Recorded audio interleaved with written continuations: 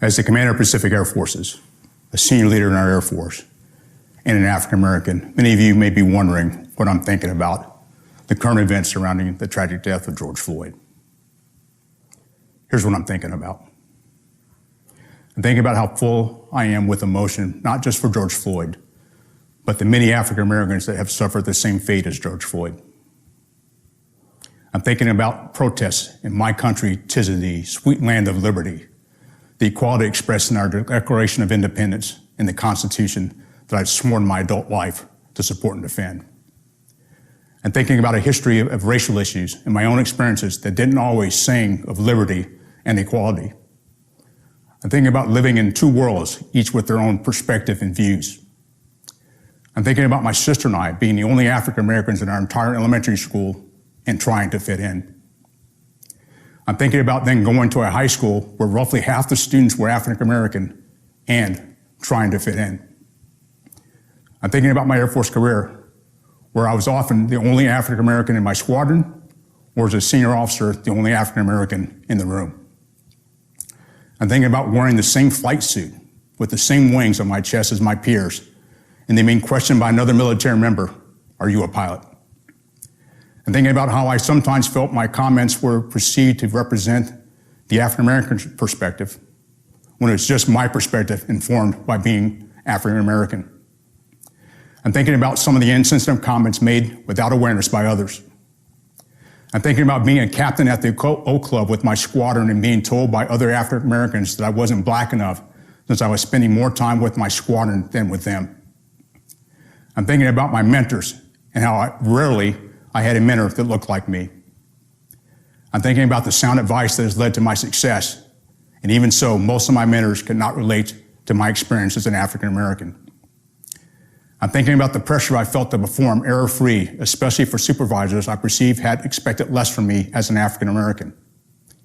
I'm thinking about having to represent by working twice as hard to prove their expectations and perceptions of African Americans were invalid. I'm thinking about the airmen that have lived through similar experiences and feelings as mine, or who were either consciously or unconsciously unfairly treated. Conversely, I'm thinking about the airmen who don't have a life similar to mine and don't have to navigate through two worlds. I'm thinking about how these airmen view racism, whether they don't see it as a problem since it doesn't happen to them, or whether they're empathetic. I'm thinking about our two sons. Now we had to prepare them to live in two worlds. I'm thinking about the frank and emotional conversations my wife and I have had with them just this past week as we discussed the situations that have led to the protests around our country. Finally, I'm thinking about my historic nomination to be the first African American to serve as the Air Force Chief of Staff.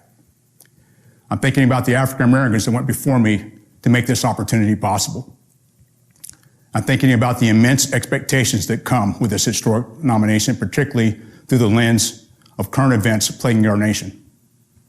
I'm thinking about how I may have fallen short in my career and will likely continue falling short living up to all those expectations. I'm thinking about how my nomination provides some hope, but also comes with a heavy burden.